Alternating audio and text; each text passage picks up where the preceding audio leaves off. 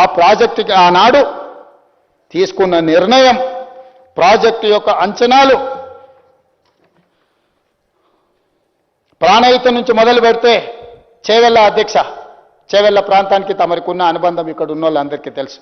చేవెళ్ళనే కాదు, పరిగి, వికారాబాద్, తాండూరు వరకు నీటిని తరలించాలని ప్రాణహితలో ప్రాజెక్టులు తుమ్మిడిఎత్తి దగ్గర బ్యారేజ్ నిర్మించి తద్వారా నీటిని తరలించడం ద్వారా శ్రీపాద ఎల్లంపల్లికి తెచ్చి అక్కడి నుంచి మిడ్మానేర్ కానీ ఇతర ప్రాంతాలకు తెచ్చి మన చేవెళ్ళ ప్రాణహిత వరకు తీసుకురావాలని ఆనాడు ప్రాజెక్టులను నిర్మించారు. ప్రాణహిత చేవెళ్ళ ప్రాజెక్టుకు ఉన్న ఈ ప్రాజెక్టుకు వెంకట స్వామి గారి ఆలోచన సూచన వల్ల డాక్టర్ బాబాసాహెబ్ అంబేద్కర్ గారి పేరు ఆనాడు మనం పెట్టుకోవడం జరిగింది అధ్యక్ష. ఆ ప్రాజెక్టు యొక్క అంచనాలు, ఆలోచనలు 16,40,000 ఎకరాలకు 38,000 కోట్ల రూపాయలతో అంచనాలతో ఆనాడు టెండర్లు పిలిచి ఆ ప్రాజెక్టు పనులను ప్రారంభించి 2008లో టెండర్లై 2009లో ప్రారంభించి 2014 తెలంగాణ రాష్ట్రం వచ్చేటప్పటికి దాదాపుగా 6,157 కోట్ల రూపాయలను మనం ఖర్చు పెట్టినాం అధ్యక్ష. ఆ ప్రాజెక్టు యొక్క విధానము, ఆలోచన ఆదిలాబాద్, నిజామాబాద్, కరీంనగర్, మెదక్, రంగారెడ్డి, నల్గొండ 6 జిల్లాలల్లా 16,40,000 ఎకరాలకు సాగునీరు అందించడమే కాదు, హైదరాబాదు నగరానికి దాహార్తిని తీర్చడానికి ఆనాడు ప్రణాళికలు వేసిండ్రు. 160 టీఎంసీలను తరలించాలి, తద్వారా ఈ ప్రాజెక్టును పూర్తి చేయాలని ఒక ప్రణాళికలు సిద్ధం చేసుకొని ఉమ్మడి రాష్ట్రంలో జూన్ 2, 2014 కంటే ముందు 6,157 కోట్ల రూపాయలను ఖర్చు పెట్టినాం అధ్యక్ష. తెలంగాణ రాష్ట్రం వచ్చిన తర్వాత కూడా మొట్టమొదటి ముఖ్యమంత్రి చంద్రశేఖరరావు గారు ఆ ప్రాజెక్టును కొనసాగించడమే కాదు 5,523 కోట్ల రూపాయలను ఖర్చు పెట్టడం జరిగింది అధ్యక్ష.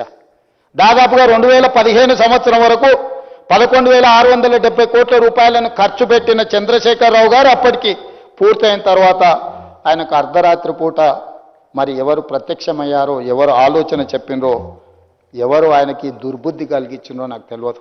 దానికి కారణం కుటుంబ ఒత్తిడా, ఆయన ఆలోచననా, లేకపోతే కాంట్రాక్టర్లు పెట్టిన ప్రలోభమా నాకు తెలియదు అధ్యక్ష. అక్కడ బీజం పడ్డది. ఆ బీజము విషవృక్షమై తెలంగాణ ప్రాంతాన్ని కబలించింది అధ్యక్ష. ఆ ఆలోచనలతోని ఒక అందమైన ముసుగు, ఒక కొత్త పదాన్ని కనిపెట్టిండు, రీడిజైనింగ్ అని. అంటే పాత ప్రాజెక్టులను అన్నిటిని కూడా రీడిజైనింగ్, పునరుద్ధరిస్తాము, వాటి అన్ని పునర్నిర్మాణం చేస్తామని చెప్పి రీడిజైనింగ్, ప్రాజెక్టుల రీడిజైనింగ్ అని ఒక పదం కనిపెట్టింది అధ్యక్ష. ఎక్కడైతే ప్రాణహిత దగ్గర ఒప్పందాల ప్రకారం ఆనాడు వెంగళరావు గారు, ఎస్బి చవన్ గారు చేసిన ఒప్పందం, ఆ తర్వాత కిరణ్ కుమార్ రెడ్డి గారు మహారాష్ట్ర ముఖ్యమంత్రి గారు చేసుకున్న ఒప్పందాల ప్రకారం తెలంగాణ రాష్ట్ర ప్రభుత్వము, ఆనాడు ఉమ్మడి ఆంధ్రప్రదేశ్ ప్రభుత్వం 152 మీటర్ల ఎత్తున తుమ్మిడిహెట్టి దగ్గర బ్యారేజ్ నిర్మిస్తామని మనమంటే 152 మీటర్ల ఎత్తున మీరు ఈ ప్రాజెక్టు నిర్మిస్తే మా ప్రాంతం ఎక్కువ ముంపుకు గురవుతుంది, 148 మీటర్లలో నిర్మించుకోండి అని వాళ్ళు చెప్పడం జరిగింది అధ్యక్ష. ఏ రోజు కూడా మహారాష్ట్ర ప్రభుత్వం అక్కడ ప్రాజెక్టు నిర్మించొద్దు అని అభ్యంతరాలు పెట్టలేదు.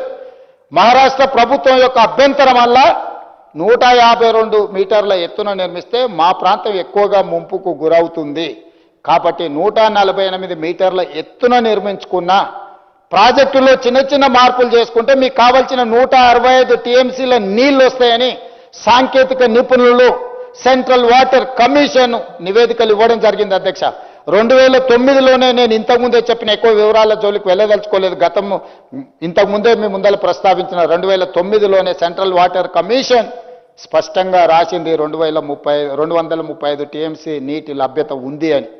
2014లో తెలంగాణ రాష్ట్రం వచ్చిన తర్వాత 24/10/2014 నాడు తిరిగి 205 టీఎంసీ నీటి లభ్యత ఉంది, మీకు క్లియరెన్స్లు ఇస్తున్నాము, మీరు ప్రాజెక్టు నిర్మించుకోండి అని చెప్పి సెంట్రల్ వాటర్ కమిషన్ క్లియర్గా మనకు అనుమతులు ఇచ్చినట్టు జలశక్తి మినిస్టర్ ఉమాభారతి గారు మనకు లేఖ రాయడం జరిగింది అధ్యక్ష. అభ్యంతరం అల్లా, చర్చలల్లా నాటి విద్యాసాగర్ రావు గారు తెలంగాణ ప్రాజెక్ట్స్ ఇన్ఛార్జ్ ఆ రోజు ఇతర అధికారులతో కలిసి అధ్యక్ష మహారాష్ట్ర ప్రభుత్వంతో కూర్చొని చర్చలు చేసిన తర్వాత వాళ్ళు తీసుకున్న నిర్ణయం ఏంది అని అంటే 148, 150, 152 ఎక్కడ కడితే ఎంత మునుగుతుంది, దీనికి సంబంధించిన వివరాలను మనం చర్చించుకోవాలని పూణేకి సంబంధించిన సంస్థకు ఆ రోజు ఆదేశాలు ఇవ్వడం జరిగింది.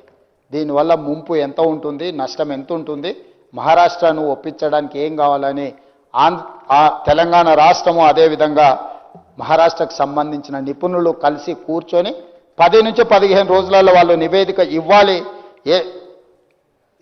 ఆ రోజు వాళ్ళు చేసుకున్న ఒప్పందం ప్రకారం అధ్యక్ష తుమ్మిడివట్టు వద్ద నిర్మించే బ్యారేజ్ ఎత్తు పారామీటర్లను ఖరారు చేసే బాధ్యతను ఒక టెక్నికల్ కమిటీకి అప్పగించారు.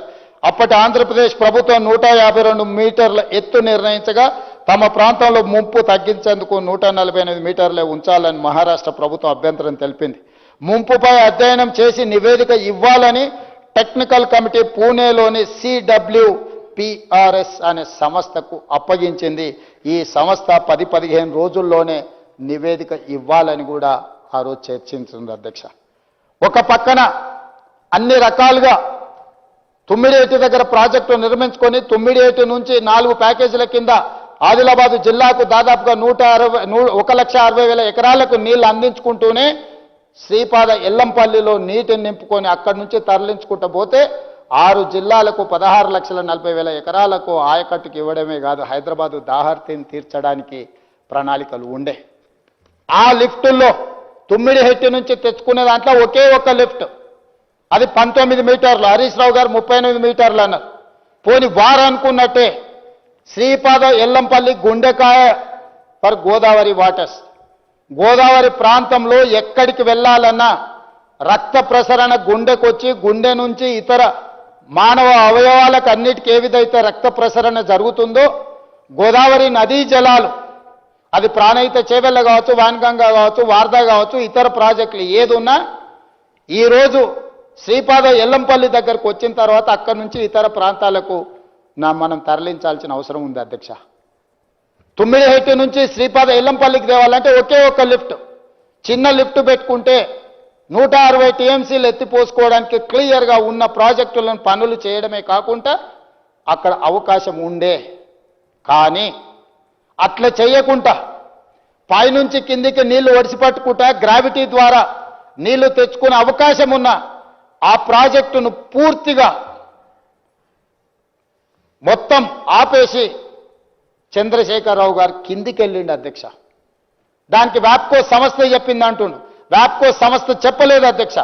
తుమ్మిడిహెట్టి దగ్గర ప్రాజెక్టు కట్టడానికి కూడా కేంద్ర ప్రభుత్వ రంగ సంస్థ అయినా వ్యాప్కోసే నివేదిక ఇచ్చింది.